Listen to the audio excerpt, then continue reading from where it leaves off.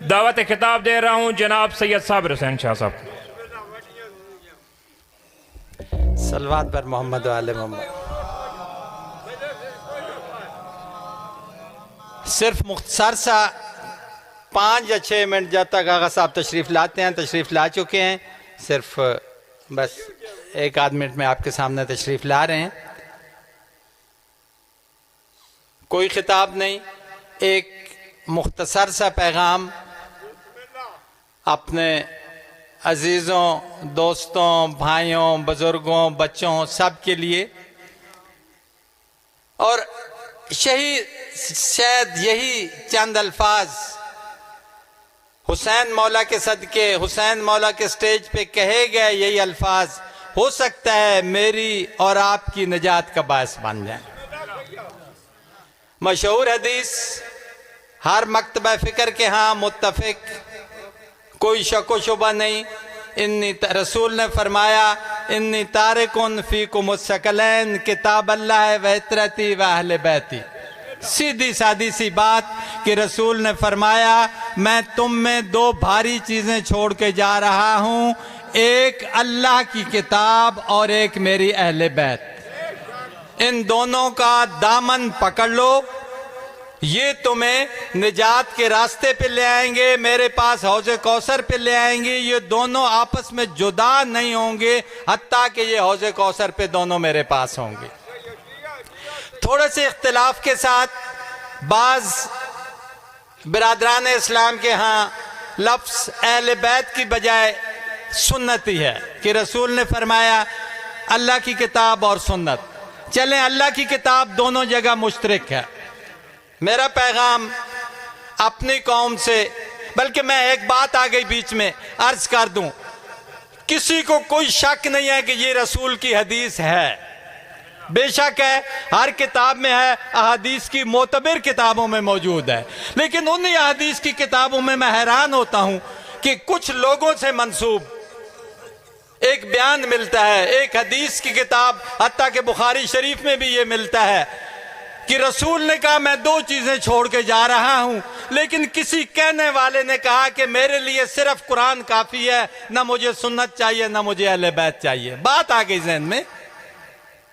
रसूल ने कहा 2 चीजें छोड़ के जा रहा हूं। मेरा पैगाम, मेरी रिक्वेस्ट आपसे इतनी है, मेरे बुजुर्गों, भाइयों, अजीजों, बच्चों, जितना इस हदीस की हमारी कौम को जरूरत है, जितना ये हमारे लिए है, जितने जोर शोर से हम अपने स्टेज के उस हदीस के हवाले देते हैं, इतना ही इस पे अमल करने की हमें भी जरूरत है। आप लोग बिला शक व शुबा दामन कुरान, दामन अहले बैत से वाबस्ता हैं, लेकिन हम अपने मेंबरों पे, अपने स्टेज पे अगर यही सारी उम्र 1400 साल से यही बताते आ रहे हैं ना कि हम हक पे हैं, रसूल ने ये कहा था बिलाशुबा आप हक पे हैं, आप सीधे रास्ते पे हैं, आप मोहम्मद मुस्तफ़ा आले मोहम्मद के रास्ते पे हैं। लेकिन मेरे अजीजों, अब इस रास्ते पे आगे की तरफ सफर भी शुरू करो। रास्ता आपका हक है। कुरान हमारी जिंदगियों में, सोचने की बात यह है कि कुरान किस हद तक हमारी जिंदगियों में दाखिल है। क्या हम रोजाना कुरान की तिलावत करते हैं? हमने कभी झाड़ के देखा है कुरान को? कुरान जो अहले बैत से मुतमस्सिक है, कुरान जो आपको अहले बैत तक लेके जाता है। अच्छा, अगर तिलावत हो रही है तो आजकल के दौर में, सोशल मीडिया के दौर में, जहां इतनी तालीमात आम हो गई हैं, तर्जमा आम है, क्या हमने इस कुरान को तर्जमे के साथ पढ़ा है?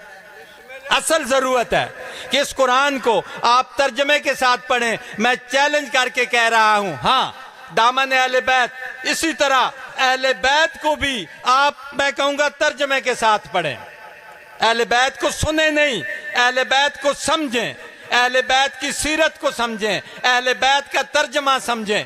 कुरान को तर्जमे से पढ़ें, अहले बैत के तर्जमे से समझें।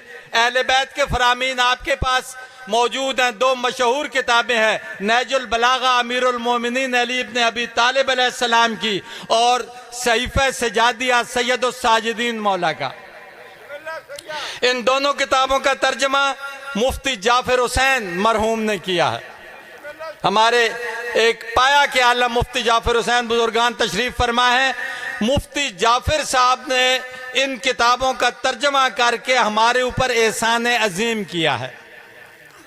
कुरान अल्लाह का कलाम मखलूक के लिए आसान है, कुरान का तर्जमा आसान है। जिम्मेदारी से स्टेज पे खड़े होकर बात कर रहा हूं। कुरान का तर्जमा आसान है, अल्लाह का कलाम है आम मखलूक के लिए। सहीफा सजादिया का तर्जमा इंतहाई मुश्किल चीज है जो मुफ्ती जाफिर साहब ने किया। क्यों?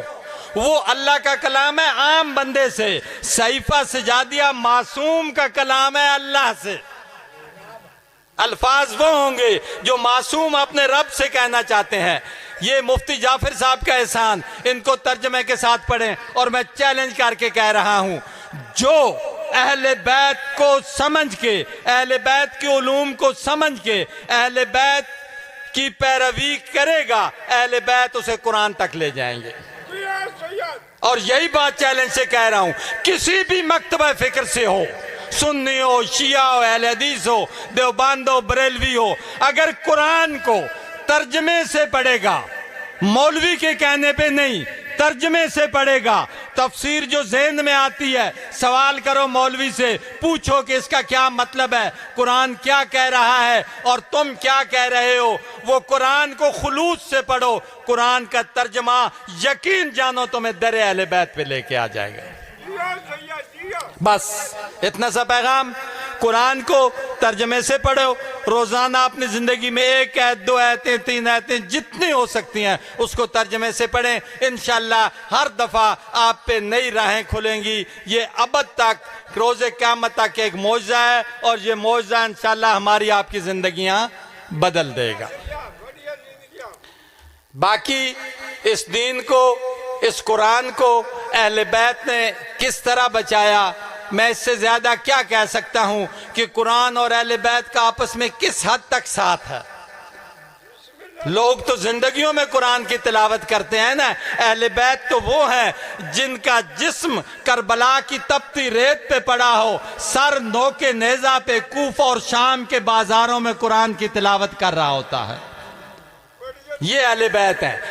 अहले बैत ने साबित किया कि कभी भी तुम अहले बैत को कुरान से जुदा नहीं कर सकते, कभी भी। लोगों ने देखें, मौला हुसैन ने नोके नेजा पे कुरान पाक की तिलावत की। इसकी मुख्तलिफ तौजीहात हैं जो उलमा से मैंने सुना है या पढ़ा है। 3-4 चीजें हैं। सबसे पहली बात, हुसैन ने कहा, लोगों मेरे नाने ने तुमसे कहा था ना कि कुरान और अहले बैत आपस में जुदा नहीं होंगे, लेकिन तुमने इस पे यकीन नहीं किया। आओ मैं तुम्हें बताऊं, मेरे नाना ने एक और चीज भी कही थी। मेरे नाना तुम्हें जिहाद के लिए बुलाते थे, मेरे नाना कहते थे शहीद जिंदा है, तुमने कभी इस पे यकीन नहीं किया। आओ मैं हुसैन तुम्हें साबित करके देता हूं कि शहीद कैसा जिंदा है। शहीद ऐसे जिंदा है जिसका जिस्म तो करबला में होता है, सर नोके नेजा पे कुरान की तिलावत कर रहा होता है। ये हुसैन के शहीद के जिंदा होने का मौजज़ा है। और हुसैन ने ये कहा, देखो तुमने मुझे कुरान से जुदा करने की कोशिश की ना, तुमने अपने तौर पे फतवे दिए ना कि हुसैन बागी है, हुसैन हुकूमत के वक्त का बागी है। तुम्हारे काजियों ने, तुम्हारे मौलवियों ने मिंबर पे फतवे दिए, तुम्हारे बिके हुए उलमा ने। ये वो दौर जो सदर इस्लाम का दौर कहलाता है, जहाँ से हदीसें निकल के हमारे पास आई हैं, बात से बात निकल जाती है। कहते हैं कि तुम इन किताबों को, हदीसों को नहीं मानते। मैं कैसे उस कारी, कैसे उस हदीस, कैसे उस मुहद्दिस के कहने पे अमल करूं जिसके हाथ खून हुसैन में रंगीन हो, जो हुसैन के कत्ल का फतवा दे रहा हो और फिर हदीसें भी बयान कर रहा हो। आपने सोशल मीडिया पे पढ़ा होगा एक चीजें, आजकल मैंने कहा ना, बड़ा एक बेदारी का दौर है। अजीज फरमा रहे थे, ये फिलिस्तीन में जो कुछ हो रहा है, कश्मीर में क्या हो रहा है, दुनिया में क्या हो रहा है, आजकल हर चीज रोज़े रोशन की तरह, जिस तरह हुसैन ने करबला में बातिल के चेहरे से नकाब उल्टी थी, आज भी बातिल के चेहरे से नकाब उल्टी जा चुकी है। कोई अपने तासुब से न माने तो न माने, लेकिन दीन मोहम्मद वाले मोहम्मद आज भी पूरी दुनिया के सामने पूरी आबोताब के साथ जगमगा रहा है। और उसी हुसैन के फर्जंद आज साबित कर रहे हैं कि जालिम के मुकाबले में कोई खड़ा है तो वो सिर्फ अली और हुसैन का मानने वाला है। हुसैन ने कहा, देखो तुम मेरे बच्चों को मुझसे जुदा कर सकते हो, मुझे नाने के रोजे से जुदा कर सकते हो, तुम मुझे मदीने से जुदा कर सकते हो, तुम मेरे अकबर को मुझसे जुदा कर सकते हो, मेरे असगर को मुझसे जुदा कर सकते हो, मेरे अब्बास के बाजू कलम कर सकते हो, हत्ता कि तुम हुसैन के सर को बदन से जुदा कर सकते हो, तुम मेरी बहनों के सर से चादरों को जुदा कर सकते हो, लेकिन याद रखो तुम हुसैन को कुरान से जुदा नहीं कर सकते। तुम हुसैन को कुरान से जुदा नहीं कर सकते। और क्योंकि नोके नेजा पे हुसैन को ये मौज, पूरे करबला में हुसैन ने कहीं मौजा नहीं दिखाया, कहीं मौजा नहीं दिखाया। क्यों? जब देखा ना कि जहां सैयदजादियां जा रही हैं वहां बदमाशों का मजमा बढ़ रहा है, अब जब हुसैन ने देखा कि लोगों की तवज्जो मेरी बहनों की तरफ हो रही है, नोके नेजा पे सूरह काफ की तिलावत शुरू की ताकि लोग एक अजीब चीज देखें कि नोके नेजा पे एक कुरान है, एक सर है जो कुरान की तिलावत कर रहा है। लोगों की नजरें रसूल की बेटियों से हटकर सर का मौजा देखने की तरफ चली जाए। और ये कौन रसूल की बेटियां, कौन रसूल की बेटियां? वाक़या करबला के बाद किसी ने सैयद साजिदीन मौला से सवाल किया। लोग अजीब सवाल करते थे ना। किसी पूछने वाले ने पूछा, मौला मैं 61 हिजरी आशूर के दिन मौला मैं करबला में मौजूद था। मौला मैंने देखा एक बीबी थी जिसने सुर्ख रंग की चादर ओढ़ी हुई थी। मौला वो बीबी बार बार खैमों में जाती थी फिर आती थी, लगता था बीबी की कोई कीमती चीज खैमों में रह गई है। मौला वो बीबी कौन थी? मासूम फरमाते हैं वो बीबी मेरी फुफी अली की बड़ी बेटी सैयदा ज़ैनब थी। वो पूछता है मौला बीबी की कौन सी चीज खैमे में रह गई थी? मासूम फरमाते हैं मैं बीबी का बीमार भतीजा, मैं बिस्तर बीमारी पे गश में था। मेरी बीबी जलते हुए शोलों में जाके मेरी फुप्पी अपने नंगे पुष्ट पे मुझे सवार करके खेमों से बाहर लाई। और पूछने वाले ने पूछा, मौला अली की बेटी को रोज़े आशूर सफेद रंग की चादर नहीं मिली, बीबी ने सुर्ख चादर के ओढ़ी हुई थी।